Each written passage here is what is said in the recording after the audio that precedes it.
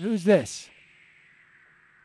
Hey guys, I'm in Indianapolis. It's Andy. Hey, Andy, how you doing? Oh, not too bad. I did call. I wanted to necessarily call about one of your guests, I believe last week or earlier this week, about the NRA in Indianapolis. Uh-huh. And I'm basically calling to state that Indiana, it may not seem like a battleground state, like these major battleground states that come up like Ohio and Florida, but in 2008, it did swing to the Democratic Party for the first time in like 50 or 60 years prior to that. So I know that this might be some kind of lead-on to the smaller Republican agenda for these smaller states, just to get one or two votes to take away from, whoever the Democratic nominee might be in 2016. Yeah, that's a good question. I don't know how Indiana is going to play into that. I'm not sure. It's not something I've been thinking about too much, to be honest with you. No, but like you're saying, these small points off the top definitely play into their overall strategy. And the only reason Indiana swayed those few years ago was because of the young vote. And there was a majority black vote in northern Indiana around Chicago that also helped sway that decision. And then in 2012, it went back to Republican because, Barack wasn't hitting it so hard on the young and hope vote kind of deal. And I think if the Democrats are going to try and persuade their other people to come out and vote for them, it's going to necessarily have to be the younger vote.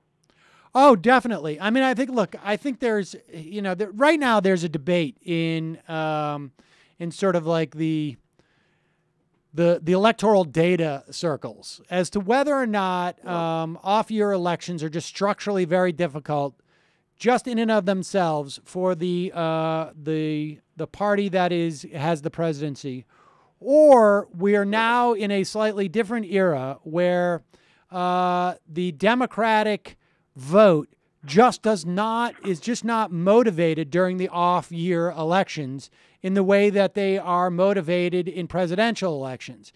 Now, it's unclear as to why that would be the case. There's a lot of theories, and I've certainly espoused mine. It could be that, I think there is something to the fact that the population is generally center-left, that to be center-left is to have a concept of good government, and you just want government to deal with this stuff. And because you're somewhat liberally attuned in terms of the way that you think, there's a lot of interests that you have that are outside the scope of politics, whereas conservatives are constantly feeling like they're under attack. They're losing something. They're losing their status. They're losing their marriage. They're being under attack from Muslims. They're definitely barking in the dark. It's not a question at that point. They're more inspired to get out and vote. Benghazi, whatever it is, we're being attacked. We're apologizing. The subtext of Benghazi, of course, is just that the Democrats are letting the Muslims come get us.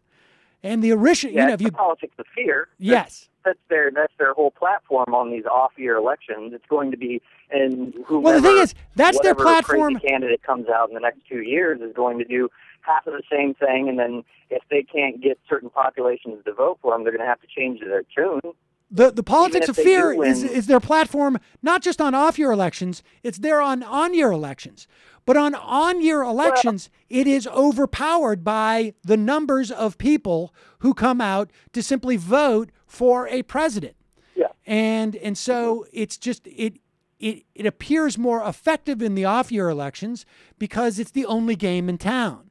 And so, the question is, can the Democrats find something that is going to bring people out? And so you see someone like Kay Hagan pushing on expanding Medicaid.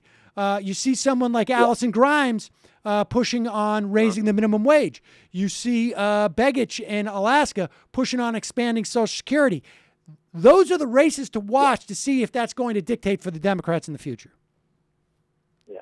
Well, my biggest point for this is I don't think the Democrats are doing a good enough job of reaching the younger voters as you know, me being one of them. I'm in my mid-20s, and they're just not, I don't think they're doing enough of what they could do to just tell people when and how they should get involved. Because I talk to these people, and they necessarily want to, they just don't have the up and at 'em attitude that someone, you know, that's 20 years, 30 years older than us. Let me just address it with two things. I got to jump to go out and vote. I got to jump, but there's two things I'll say in response.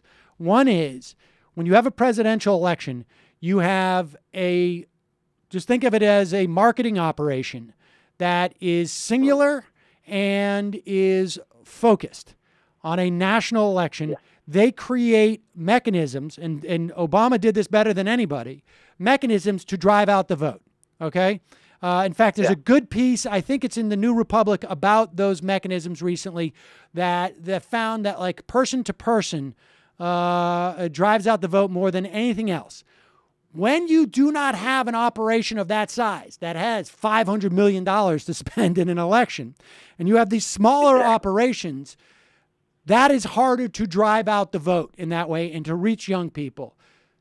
But I will also add that I know that the Democrats are going to push things like student debt as an attempt to push people out nationally in this election. I got to jump, but the real question is, can the Democrats, and will they, nationalize this election?